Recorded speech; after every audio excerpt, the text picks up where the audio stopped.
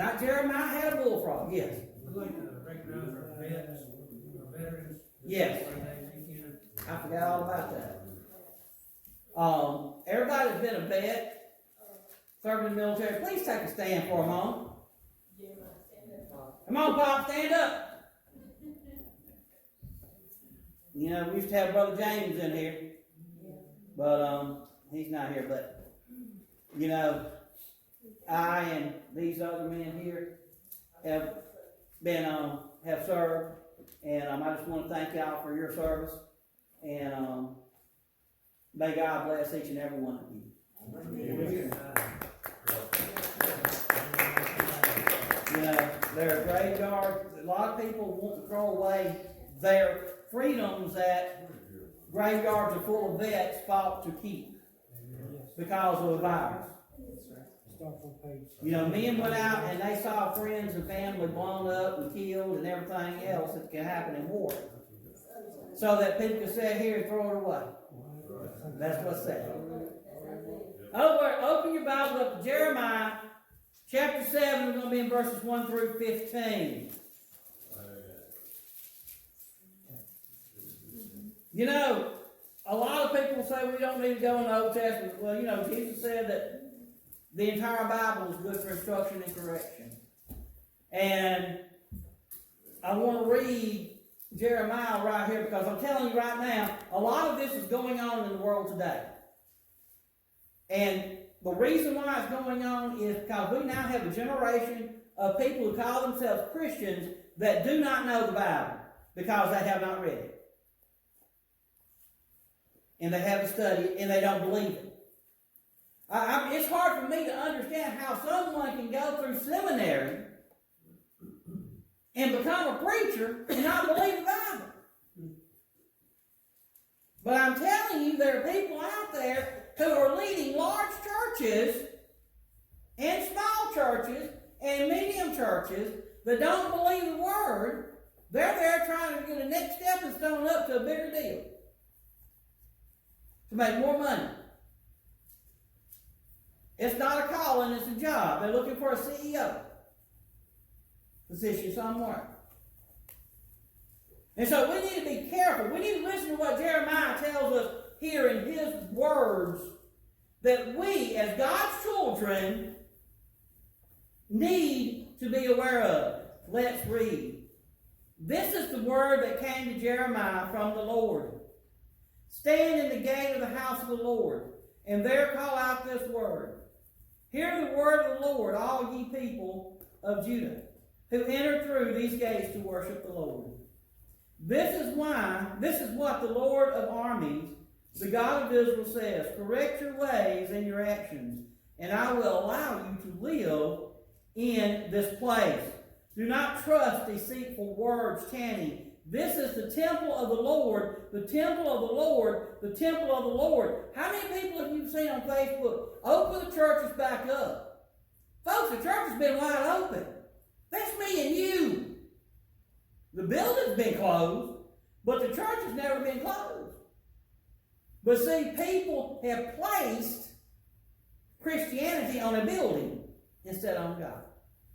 Instead, if you really correct your ways and your actions, if you act justly toward one another, if you no longer oppress the resident alien, the fatherless and the widow, and no longer shed innocent blood in this place or follow other gods, bringing harm on yourselves, I will allow you to live in this place, the land I gave to your ancestors, long ago and forever. But look, you keep trusting in deceitful words that cannot help. Do you steal, murder, commit adultery, swear falsely, burn incense to Baal, and follow other gods that you have not known? Then do you come and stand before me in this house that bears my name and say,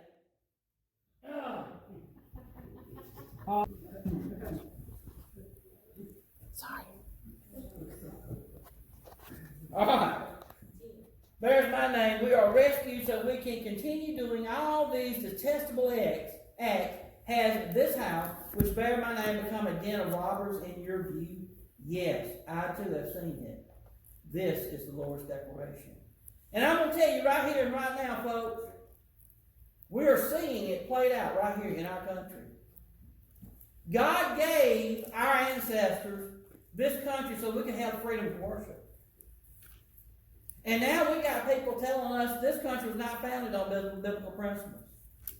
We got government leaders that ridicule Christians, ridicule the Bible, call the Bible detestable.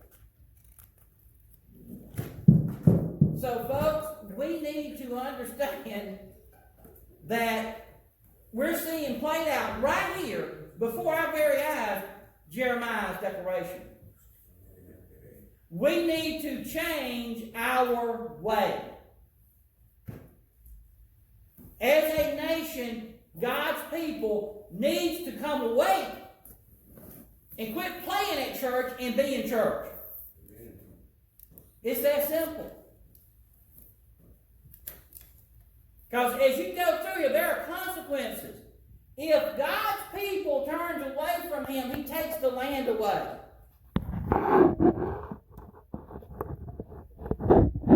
He sends us all into captivity. Look, China's done about everything. It's not here for China's not here for me and you. China is not here to take care of us, make sure that we're okay. It showed that during the coronavirus. China knew that we were going to need PPEs and masks, and they bought them all up. That's a fact. China wanted to take care of it, wipe out our economy because their economy got stuck. It doesn't take a military, a rocket scientist, genius to figure this out. And our Democratic leaders and some Republicans follow lockstep in with them. It's time for God's people to wake up, or what Jeremiah prophesies is here for Israel is going to come to fruition here in the United States. God doesn't change. When a nation declares themselves to be a nation of God, and then they turn away from Him, God reacts. Read the Bible, look at it. Look at history.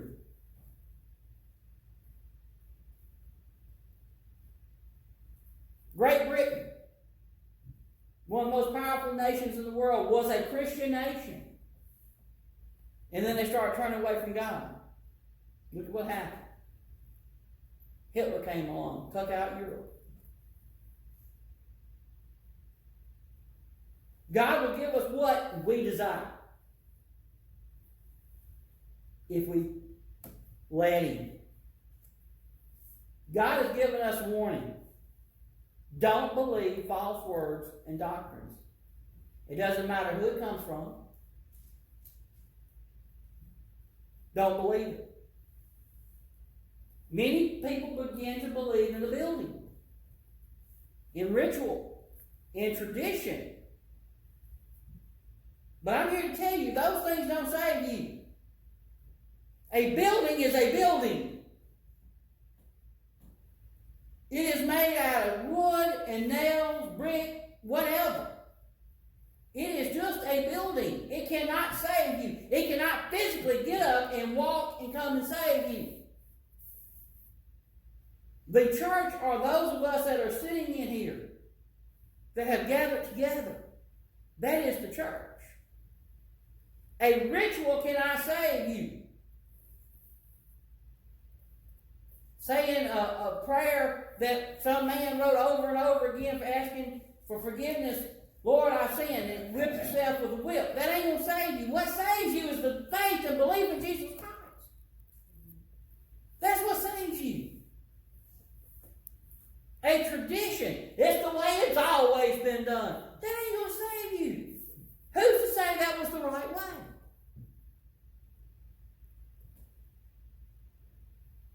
Sometimes people, case in point, church had the door, always blocked it open. You know why they blocked it open? You know, for years they put a new door in there. And they still blocked it open.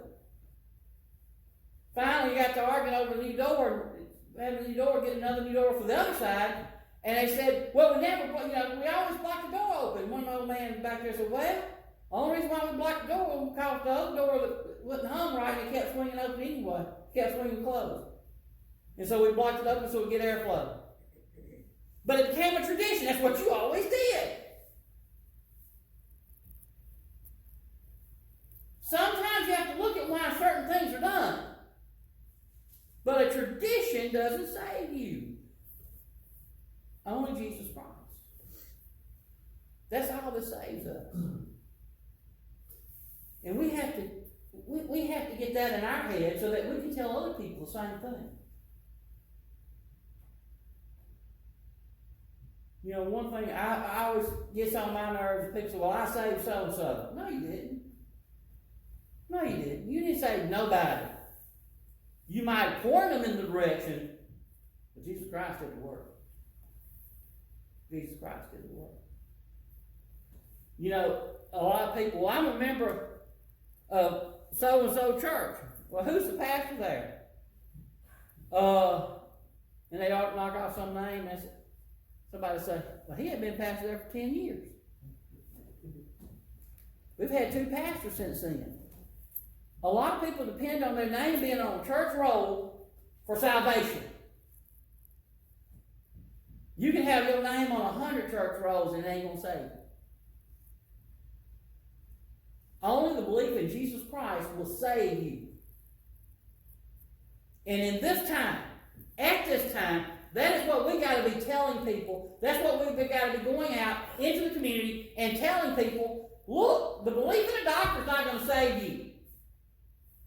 It's not going to do you any good for a doctor to save your life from COVID-19 and you never accept Jesus as your Lord and Savior. You're lost. Pure and simple. But we're not telling people that. People are terrified. Don't open up, it's too soon. Well, you're either going to die of COVID-19 or you're going to die of starvation. Because if you can't get out of your house, you can't make money, you're not going to have money in which to buy food with. And if you're going to buy a hamburger or something like that, you'll understand what I just said. $6 for a pound of hamburger meat. By the way, I got a suggestion for you. Carl and I, we went to Super Value. 5 pounds of hamburger meat, $30.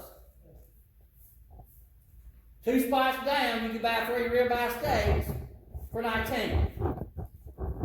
We walked out of the store, got in our car, and drove to Madison to San Sims.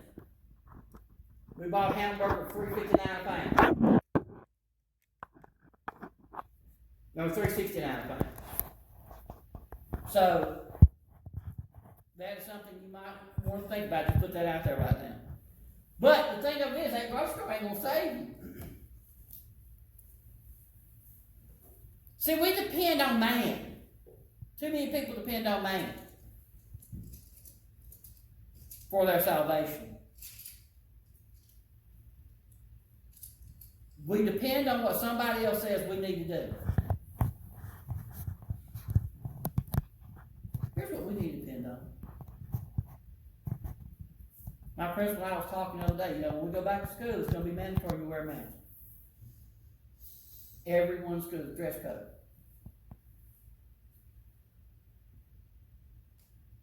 And, we were talking about when school's going to start back, and I said, well, we really don't know yet. I said, we need to go ahead and start back on the regular day, start back. Because here's the thing. If it's my time to go, I will go. And I will not go one day earlier than what is my time to go. People die from the flu. We have a vaccine shot for it. People die from the flu. We got to live life. And we got to let other people know why we live life. If we're locked in our house and we're so afraid to get out, we're not being the church. We got to let people. We can't share if we're not out there and talking and being who we're supposed to be. Do not follow the God of this world and then claim to be a child of God. Don't get out there and do as the world is doing. And everybody can't tell you from them.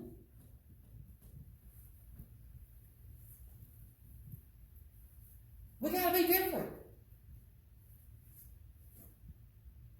We got to get out there and tell people, no, what you're doing, is that not the hardest thing to do? Is when you're seeing somebody doing something wrong and you know it's wrong, isn't it hard to tell them that?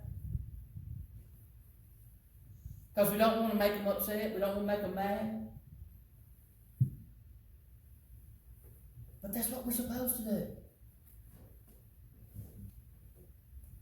I tell you what, I would rather them be so mad at me they're spitting nails than to look at me on the day of judgment and say, why didn't you tell me? Why didn't you warn me?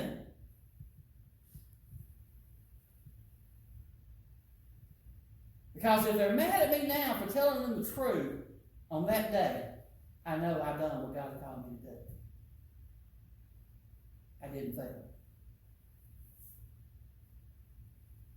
I'm going to tell you, this COVID-19 has opened my eyes up and made me aware of a lot of stuff, and I'm looking at people, and like I said, I'm seeing all these people's concern and stuff about open state up too soon and stuff like that. Folks, we got to have life. We got to live life.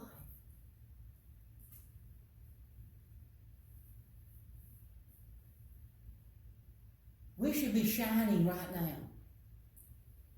Our light should be so bright, it's drawing people to God.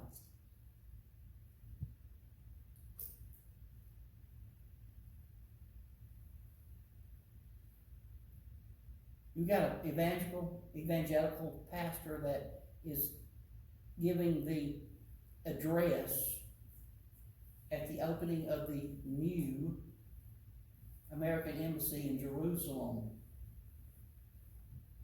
And Mitt Romney calls it a travesty to have someone like that doing that. Because you know what this pastor stated? He said, just because you were just being a Jew, it's not going to get you into heaven. Being a Mormon is not going to get you into heaven. Only Jesus Christ. And Mitt Romney spit nails about it. Says it's terrible that such a person is opening up that. We need to be careful about who we make leaders of our nation. Many people claim to be Christians. They'll do as they want to do and follow the world. Jeremiah says, you're going to be punished. You're going to be banished. Because a Christian is not going to follow the world. They're just going to follow God. They're going to be different from everybody else out there. We're going to look different. We're going to talk different. We're going to think different. We're going to act different.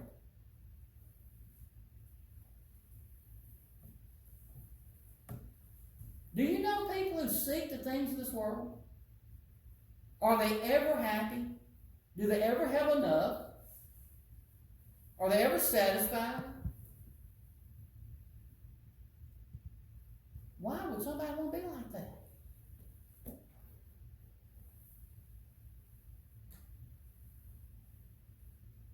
We need to look at our neighbors and our friends, and if they're not happy or satisfied, we need to tell them how to be.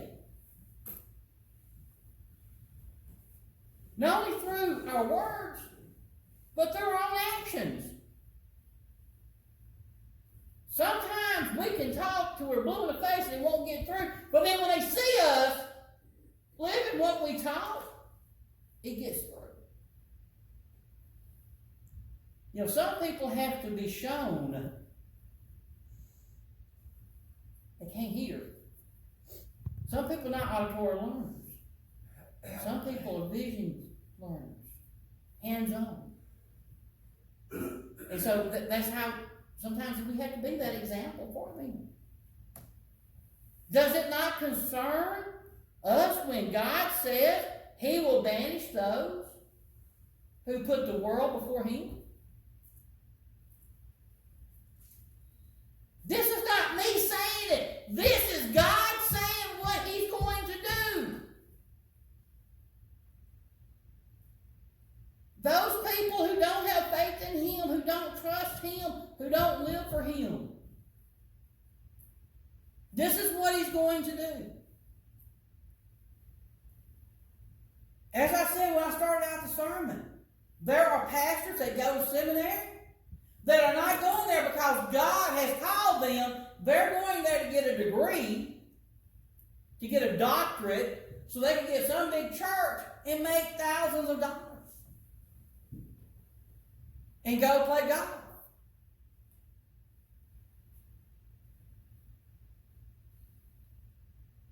And run a staff.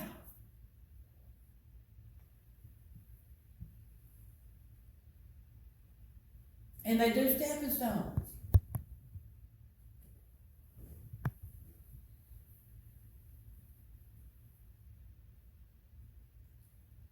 They go to places not God because God called them, but because money called them.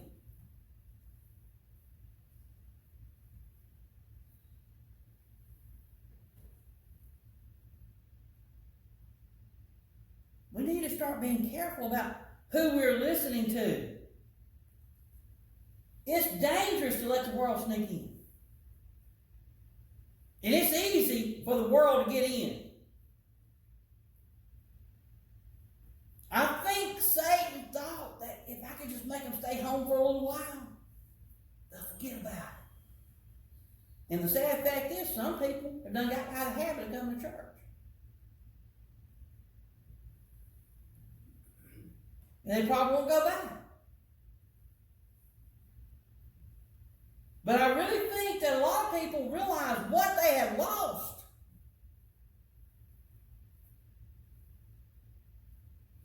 And they're wanting to come back.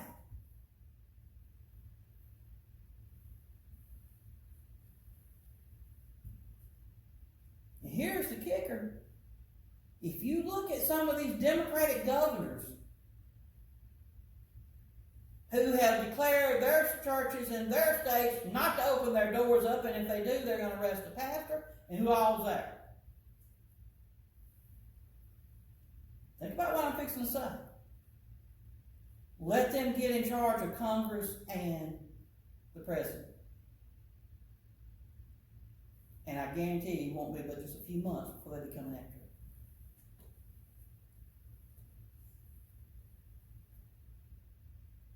I want y'all to think back to some of the sermons and some things I have said. And y'all sort of looked at me funny when I made the statements about what we're going to have in the future. How wrong have I been? Do you realize we're only one election away from that? So we need to be ready for that. We need to have all of our God built up in us.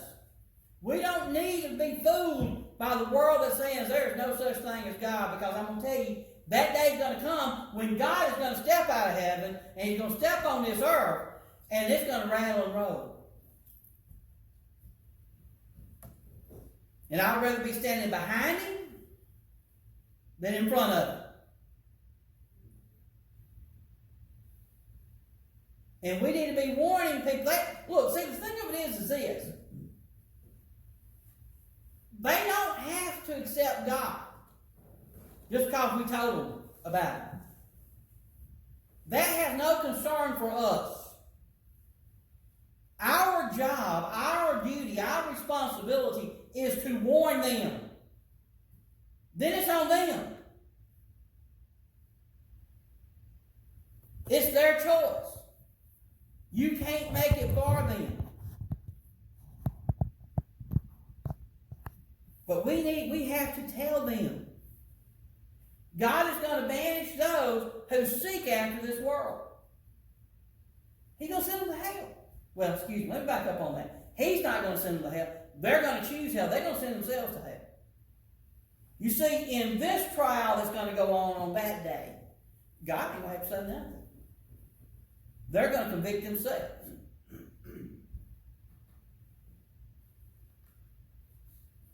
Their actions, their words, their choice. See, right now, Jesus is here with open arms. He's got a gift. But there's going to come one day when those gifts are going to be gone. And then it's going to be judgment.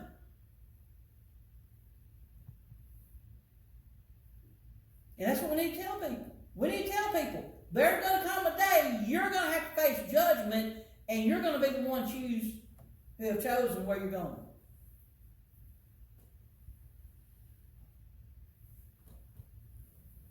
And one thing about it, Jesus' judgment will be righteous. He won't make a mistake, and it won't be wrong. We need to be telling people. God can see the truth in everyone's heart. We can't. We can fool each other all day long, but you can't fool God. That's not going to happen. You know, don't be tricked by, well, everyone's doing it, so it must be okay.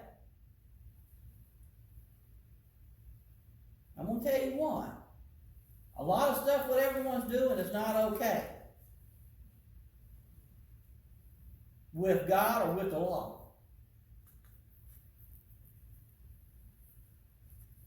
But we better be more concerned with God. We need to be telling people. God has given us rules and guidance right here in His Word. And if we're not in here, if we're not studying this, if we're not learning from this, we're learning from the world. If our children are not learning from the Bible, they're learning from the world. Moms and dads, grandmas and grandpas, if you don't establish a routine of them reading the Bible, of them seeing you reading the Bible and studying the Bible, they're not going to do it. And they're going to learn from the world. They're going to get their lessons from the world. That's what they're going to learn from.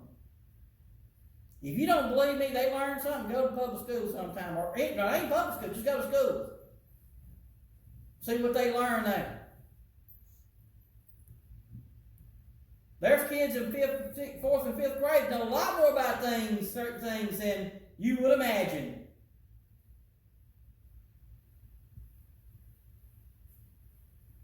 The world is there. And if we're not there, putting the alternative, you only got the world. So we need to be out there, and we need to show the importance of God's Word and following His rules and guidelines. He has a plan for us to live by. And it'd be so much better if we live by His plan instead of our own.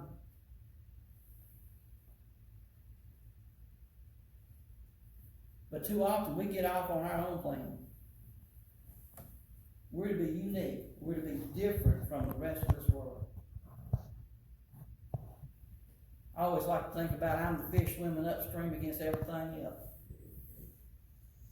Being a nuisance, being in the way. And if you think about it, if we're following God's Word, we are swimming against the stream. People are going to get irritated with us because we're bumping into them, we're making them aware. You know, we're a lot like cows. We like to herd up and just follow somebody. We don't like to go against the grain, against the herd. That's what we're supposed to do. We're supposed to do things God's way, not our way. We so much more enjoy our way, or think we do. Then when we get off here in la-la land and things become difficult, we wonder why. What's happened? What caused it? Why is it so difficult? You know? Because we're wandering on our path and not God's path. And here's the thing. We're to see things through God's eyes and not our eyes. How can we see things through God's eyes if we don't know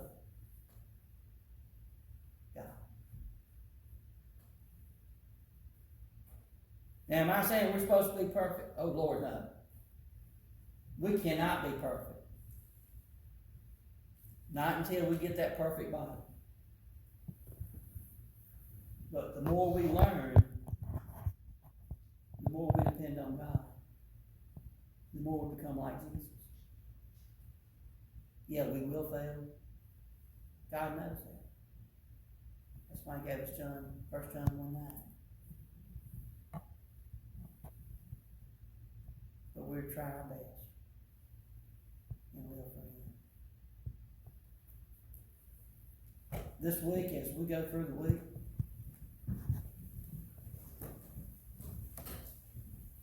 strive to live for God. Tell people about God. Tell them what He expects of us. You can go have some people get mad at you, I promise you. But when you see someone living outside of God's guidance, we have to point out their mistakes. We do it in a loving manner. We don't put a finger in their face. We don't scream and holler at them. We just say, look, because I love you, I just want to point something out. It's your choice. But I want to point out to you what the consequences may be. And the reason why I say maybe, because sometime down the road they may accept God. So they need to know. They have a choice. So let's be what we can be this week. What are we saying?